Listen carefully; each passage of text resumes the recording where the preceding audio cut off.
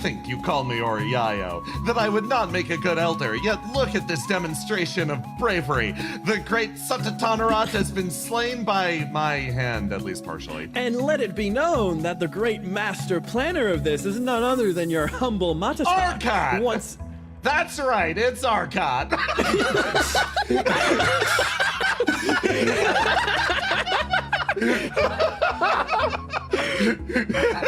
I heard the one Matatak click his tongue ever so slightly. What are you doing? This is my big moment. It would be a bigger moment if you didn't run off immediately. I was getting help. You just did a very good job following my plan. And you know who did a great job following the plan? Arcot. So at least give her some credit, okay? I'll let you grandstand, at least slightly, so long as you register the truth, which is Arcot hits Satatanerat with a big rock. With the help of our new friend. Oh, it's a pleasure to meet you. Yeah, that's, what? I don't really ask. Who are you? Guitar to you all. I am the one and only Gartrinus Kanakana, traveling tailor and anthropologist. It's a pleasure. Gullah Gullah, come on in.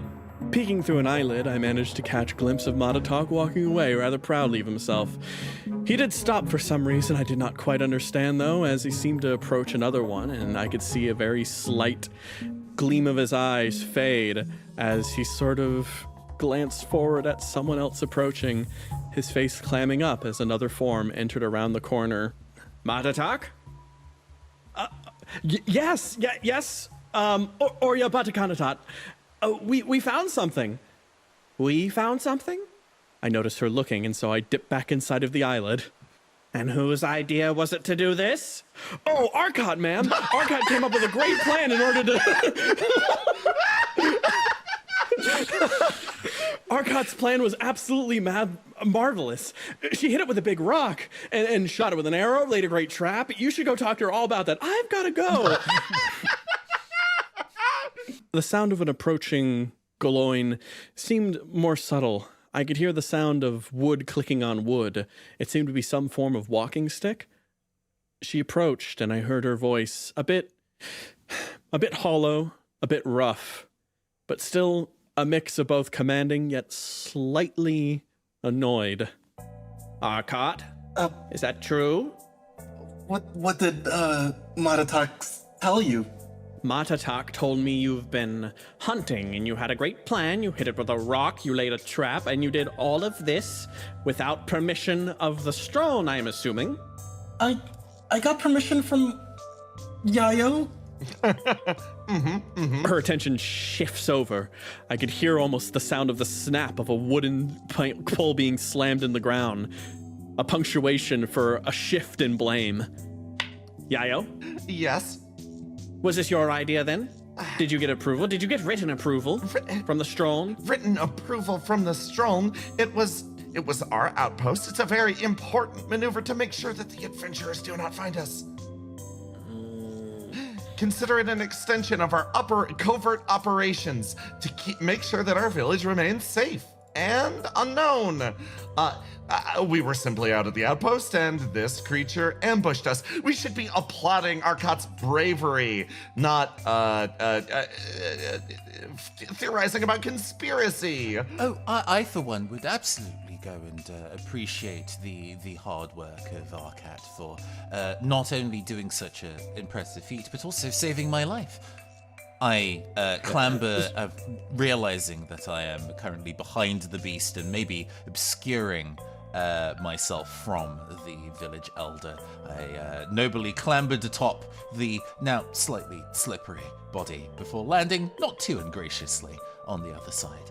I am Gartrinus Kanakana. It is a pleasure to meet you. Huh. This is... Oh, wait. Oh... Gotchness? I think I've heard that name before. Strege? Yes. Is this that one you write to? Yes. And such a pleasure it's been. And also about the hunt, if anything, I gave them permission to do it. Strege. I could hear a vague sense of distress emerge from her in that moment. You know that's not how this works. It's better to ask for forgiveness than permission in these kind of cases. I would prefer for you not to be the one needing to ask for forgiveness. Not from the Strone, not from me. It is dangerous for you to... Well, what's done is done. There's no taking back anything that is done. You can't aliven something that is dead, and they'll find it eventually, so... Yeah, that'd be... Wow, no, that certainly can't happen. Smash the side of this repeatedly. Gotchiness, is it then? Yes, indeed. And as I say, unfortunately, I had run afoul of this beast as I was trying to make my way towards this settlement. If I hadn't been seen to and rescued by members of your village, I would have been in a very dire strait. So please, do not be too angry with everybody else. Golo Golo, Kinyat. Has your journey brought you much Gwalik? Well, I must say, meeting all of you in this circumstance has brought me an immense amount of Gwalik. I am so grateful. There is a long, elaborate bow with the taking off of the hat and a swirl of the hand. You're quite an interesting young one. Come, Kinyat. You're just in time, then. It seems the best way to get rid of this is to butcher it rather quickly. Oh, I'm sorry. Are you familiar with knife work? I'll be right back. Don't go anywhere. Arcat, come with me. Come with me. Come with me. Yep, okay. Hold on. Freezes. You're not going anywhere. You're going to be assisting with this butchery, all of you. Of course. It's just... Don't you just leave off as a mess and then forget about it. I want to trade off of my ceremonial furs. I don't want to get them dirty. So I was going to go see my merchant friend about acquiring something more disposable. You wouldn't dirty the ceremonial furs with the blood of this creature, would you? Oh, enough now. Oh, it's perfectly fine. I can make an alternate shroud for you if you'd like. No, it's great. No, and not give our dear visitor business? I wouldn't deprive her of that. Concerns are passing to me. Come. You will not be butchering anyways. You'll be doing accounting. That's fine. Accounting. As long as we can cut off the head specifically to give to Arcat as a trophy, then everything should be fine, right? I say it very loudly so that the boomy inside may gather at the head so they can be at least safe during this process. Understanding this, I moved up on my cue. In that moment, there was a shift in the Basimander that only one other Galoin really noticed. It was concerning, but all the same, it seems that the elder's attention was elsewhere. Sabatara, hit the drum. We have very little time. It'll take a village. In the next... well, it was about an hour. It seemed that a whole village began to emerge out. The sounds of talking and other tasks began to be delegated. It was an interesting process, one that filled me with a small degree of nostalgia as it was undertaken. I heard the elder of the village go over a number of details herself as she was doing it. The process itself was laid out pretty directly for me. All right, Kinyat. I want you to pay attention now. Are you familiar with this method? I had been waiting to ask this question for a while, but it kept seeming to be no good time to do so. But yet, maybe they would be kind with somebody new to the community. I apologize. You keep saying the word Kinyat, and I don't know it. Oh, well, Kinyat it's a term for learning child. Oh, well, I do intend to learn by spending time with all of you. I am reasonably good with cutting tools, although butchery is not my field of choice. I'm a quick learner, though, I'm sure you'll find. Right. Well, you'll want this. It's not as sharp as a steel tool, as I'm sure you're used to using out there, but it will do. It's a crystal from the cave. The skin of the creature is rather adept at causing dullness, so we don't waste our good tools on this phase. So, I want you to be very careful and follow my guidance. Understood, Mom. The first step is to move the body to the communal work area. This has been done. A wide variety of Galoins seemed to position themselves, some climbing the wooden steps as they started to climb and bring their way up. It seemed to be a lot of different commotion. It was hard to pay attention to the words of the woman as I heard all sorts of other voices bouncing around, talking, chatting. It was a cacophony in some way, but all the same, I focused in and got the general idea. It seemed as though the method was split into 5 steps. First, to clear the area for however large the beast was. The next step was to cut away the skin with tools. Cutting down the many eye stalks, each one of them took a direction, moving down under the soft underbelly. Even though it was rather banged up from the recent attacks on the rocks and the logs, they still managed to move underneath. Cheap, sharp tools kept sawing in, a sound which I heard echoing throughout the body. Once that was done, it seemed that the Galoins simply dragged forward, bringing the creature near the edge of the pedestal. Many buckets were arranged beneath, draining blood that began to drip off of the pedestal itself, an efficient process where they seemed to almost lean up a number of wooden panels next to it for the following step. It was at this point that I noticed Arkat and Strege had managed to position themselves near the front of the creature, though it seemed that Yayo was caught in the crowd. Made it just in time. Too so long. We've been trying to hold off. I had to haggle. She was trying to rip me off. Anyway, thank you for saving me the most I'm tired. Prestigious position at the head of the beast. Excuse me while I scramble underneath. I did so quickly, dodging rivulets of blood that fall down like crimson waterfalls. I placed myself directly beneath a hidden joint that an eyeball once protruded out of, extending upwards. Here you go. Put these on and scrunch down real small. Really small. Like just hunch over, and if you walk around pretty much squatting, I think you should be able to pull it off. I got the extra thick furs just for you. There's going to be a break in the ceremony very soon. You'll know it when the drum strikes 3 times. Good luck.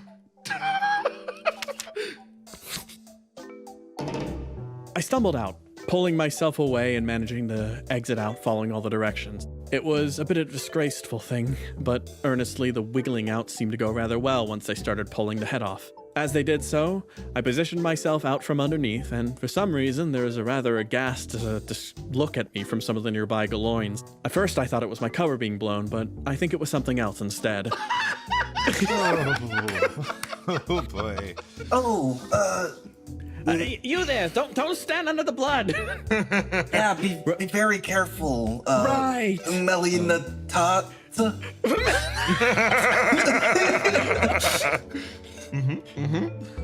Oh my God, you're so covered in blood. Let's get you away to make sure that no more blood, none more blood hit.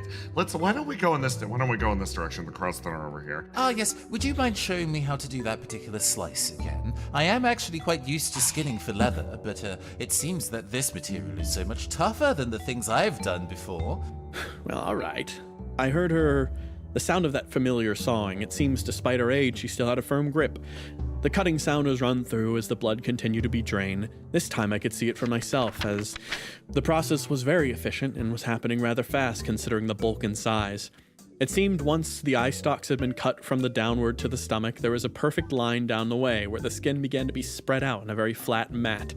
The blood being drained, a number of Galoins began to harvest out some of the tissues and meats and the otherwise, for what I assumed was going to be a large dinner. Collecting and separating out the different body parts, I noticed a variety of different things collected.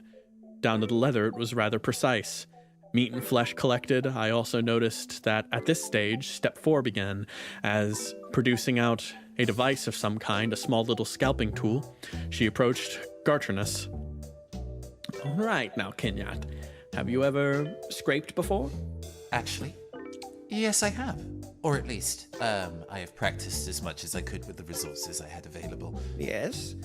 Well then, why don't you show me? Surprisingly, I noticed Gartrinus was rather efficient at this. The method continued of scraping the skin free of the hard dermis that was both on the inside and also some of the outer shells. It seemed that it was done till a thin layer remained which contained the actual skin of the Basimander. Despite this, it seemed that a number of the outer shell of it had remained rather firm on top. It seemed as though it was sturdy in a way. Ah, good. Thank you. This is a good skin. You've got it thin enough to wear, but it'll still keep us warm. And on top of that, the Satatanarat's skin will provide much protection due to its thickness. Good work. Of course, Mom. As I stared at the laid out and flattened, tanned, flayed skin, I could already in my mind's eye picture the various cutting patterns that could be emerged from it. The shroud that we all traditionally wear, and that hopefully I will also get to wear alongside the others, is an easy one to do, but I wonder if the techniques I have learned so far could be involved. A new shroud?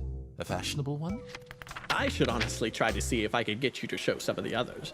You have great aptitude for this. Tell you what, why don't you show some of the other Kenyat how to do this process while I go ahead and try to get a bit of the board set up for the full polling?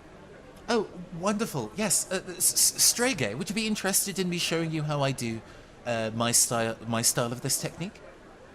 Yes, why I would love to learn. I have a feeling there is something of a different matter I have to attend to at this current moment. Just keep the other Kenyat occupied for a second. Oh, of course. I'll write extensive notes and we can go over them later. A genuine beaming smile passed my lips. Strege, Hello. where were you? I was outside at an outpost when a monster came by. I noticed a bit of hesitance. The woman seemed to have a rather fierce glare. From what I had seen, she had seemed to be one of the Stroln that occupied the west side of the cave. Her gaze was fierce in that moment, and there was something in it that I couldn't quite pick out from the distance. The expression did shift. I have to do my work. Just don't... whatever. Excuse me, move aside. Yes. Tim and Rai, good timing. Could you assist with pulling this thing down? Yes. With the hulking woman's form, she seemed to help and be able to assist with pulling the beast down ever so slightly. Despite the shift in air ever so suddenly, it seemed that the process continued on without her, ignoring her. So, excuse me. Yayo? Yes? What's your plan after I was pulled out? Right now, we are going to simply wait for everyone to get bored and start to do other things. I see. Okay. So, Just wait for them to get bored. wait for them to get bored. Just a little bit of patience. What you should be thinking of right now is what is your plan? Right, yes. You have to start seriously thinking about your future. These are difficult times. Exactly whose side you're on and how you're going to survive is of paramount importance. So, start to give it some thought. Judging by how you look, no offense, but I think you need to find some Gwalik. I've heard that a couple of times. What does that even mean? It means profound happiness, the great joys of life, something fundamental that will elevate your spirit and make life worth living. Look at that. That is, for the most part, Gwalik, a great hunt and a creature that people have, we've been running and hiding in fear of for quite some time. There's a profound joy to be found here. Do you think you could find joy in that?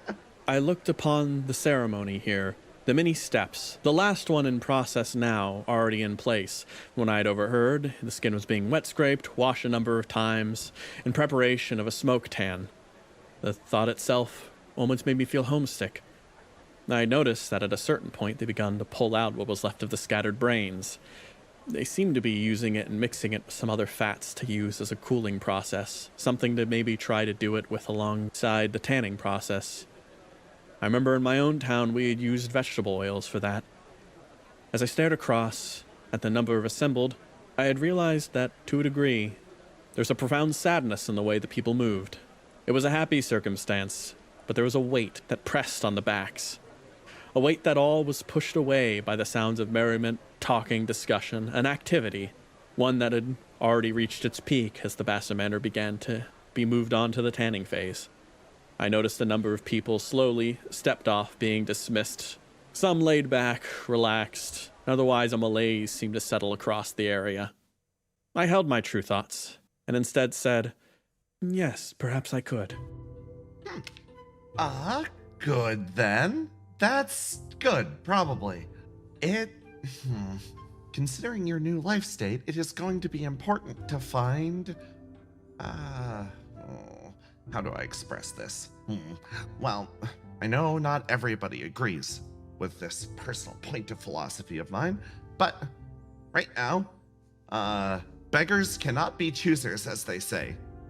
We are, as a people, doing our best to survive, regardless of what circumstance leads us in this direction, whether that means working for the Lich or asshole boss, or fighting and surviving down here in the caves. It does not necessarily matter, so long as it contributes to greater survival. It sort of puts me at odds with everybody else here, but I firmly believe, at the very least, in circumstances like these, you need to find happiness where you can get it, and more than that, you need to find survival where you can get it. So, welcome to the village, first of all, and good luck.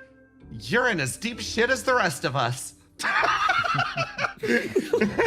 Actually, I think you might owe us some help. As much as I hate our asshole boss, you were responsible in killing him. And he gave us things and some amount of, support. So, now that he's gone, you should be responsible for at least giving us some support. Oh, he was sort of our protection from the outside. That's a very good point. I understand. So it's a debt to be paid. But after that, I think you'd be free to go. Right. I'll mull it over. We'll speak of that a bit more once I'm, well, I don't know. I'm covered in so much blood, I feel like the more I talk and the more attention I draw to myself, the more they might realize some of it might not be just from the Basimander. Sorry about that. Yeah. No. On the bright side, I think I bled the last little blood I did have. That is news. I think I left a small trail behind me, however. It's fine. That'll be confused in the Basimander blood, I'm sure. I noticed that Garterness had begun to be surrounded by a bit of a crowd. So, that's how you cut that way. That's a good way of doing it. Your hands are really stable. It comes from a lot of previous practice. I've actually worked with many monstrous leathers. There are some that are considerably tougher than this.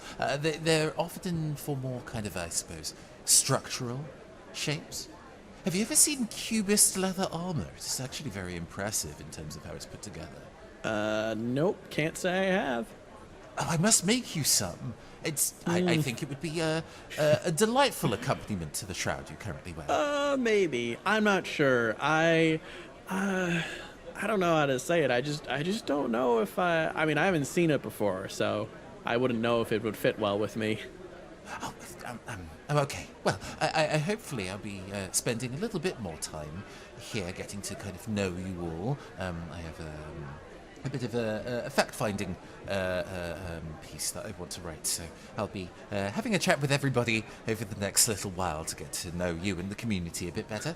And I did bring a number of different pieces that I've made with me. Maybe they might be of interest. I hope. I know that putting together your shroud is of great personal pride, and I've put a lot of personal pride into these, so hopefully you'll like them.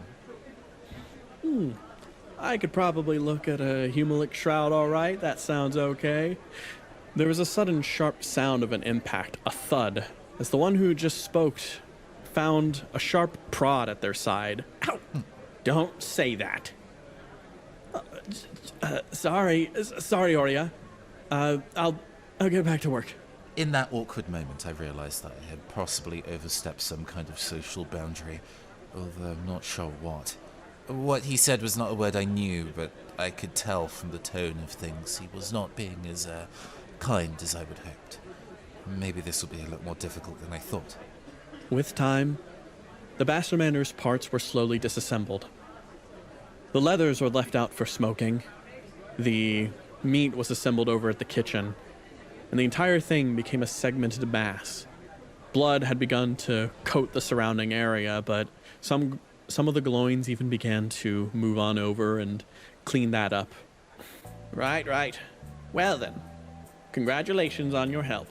Many of the eyes were crushed, but I do believe the delicacy will be ready for the hunters as a reward. Oh my, we get to, eat it as a reward. Oh yes. As is per tradition, anyone with a Satatanarat who is impossible with the hunt gets to eat one of the eyes. It's a rather big meal. You'll probably be too full for the meat. But it is a very nice sensation. What's wrong? Have you never tried it before? No, nothing at all. I'm honored to be able to try local delicacies. Good. Oh, by the way, All right. I don't No? suppose you have any tea? Tea. I don't think we can afford tea. Oh. I blink in surprise. I don't think tea has ever been something that was considered expensive back home. Goodness, I am far away. That's perfectly fine. I did bring a little bit with me as so I didn't get homesick, so I will carefully ration it. No worries. Hopefully it will pair delightfully with the eye. Hopefully. Batakanatat nodded, and with that the ceremony seemed to shift. A number of people began moving off. One I saw who lingered slightly, collecting a number of the leathers, then collected a huge stack, which seemed rather burdensome even for me to lift.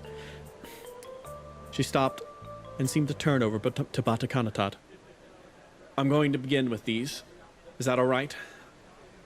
Yes. Team and Rye, get going. Are you collecting Strege? Yes, Strege, let's go. Yes. It was great meeting you. Likewise, as I looked over at people I've most recently met, and then strange Boomy that we found in the cave as I was dragged off to my duties. It's a shame. He was so much more communicative in the letters. So, a hunting trip? Yes. Do you know how that's not allowed? Yes. And you did it anyways. It was needed. All right. If you say so. I suppose that we were running low on food. Are you ready to deal with the consequences if they arise? Could we just say I happened to be at an outpost when a monster attacked and we killed it in self-defense? I don't think anyone in this cave is at all feeling the need for compassion or understanding at this point. I fully believe they'll just call you on it. That's Having any sort of body for processing is considered a hunt, even if it wasn't self-defense. understandable. I'm ready for the punishment. I see. All right, let's go. We have hides to tan. Yes.